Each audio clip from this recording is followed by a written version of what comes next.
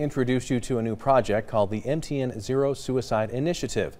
We're teaming up with community partners who are passionate about bringing Montana's high suicide rate down to zero, to tell the stories of our state and provide information and resources. In last night's story, we looked at some of the staggering statistics behind our suicide rate. Tonight, we get to the truth surrounding some of the most common myths of suicide. For the last 40 years, Montana has ranked in the top 5 for suicide rates in the nation. The local advisory council's suicide prevention team believes information and awareness are key to breaking down stigma surrounding suicide. Many people are fearful of presenting themselves for therapy because there's this belief, or this what we call an iceberg belief, that if I ask for help, I'll look weak. And because of that, they fear stepping forward and going for therapy or screening. Perceived weakness is just one of many misbeliefs. Another myth, if you talk about suicide, you'll put ideas in someone's head.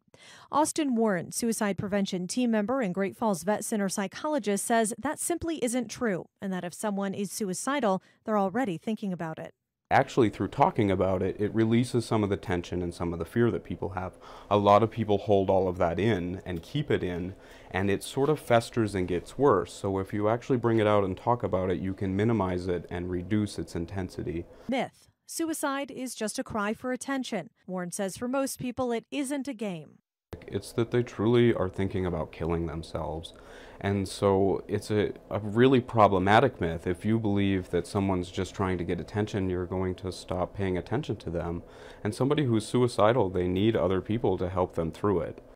Myth: if someone is suicidal, you can't change their mind. People can be brought back from suicide. People in this very vet center have come and been very suicidal, and we've saved their lives by talking it through, by addressing depression, by dealing with anxiety, by working through post-traumatic stress. So this idea that there's nothing you can do, that suicide is not preventable, is simply untrue. Myth: Montana will always have one of the highest suicide rates in the nation. It is not a foregone conclusion that just because Montana is a rural state with an older population and some rural dynamics that we can't stop this crisis and move with it.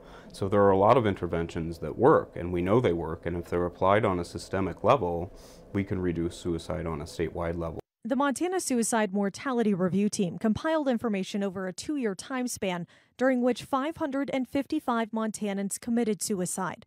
Their data shows 74% of those individuals showed warning signs, while 26% did not. Research indicates approximately 90% of those who complete suicide suffer from at least one major psychiatric disorder.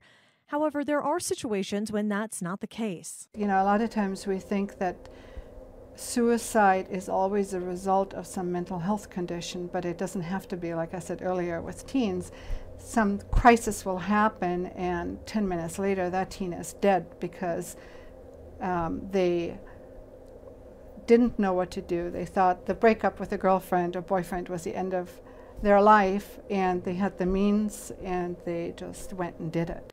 Knowing the facts and being informed can reshape how we view others and the world. You may not be able to change events, but you can always change what you think about them. We've launched a new page on our website to provide suicide prevention resources and information. You can find that right now at KRTV.com. Just look under the Community tab for the Zero Suicide Initiative. May is just days away in Montana.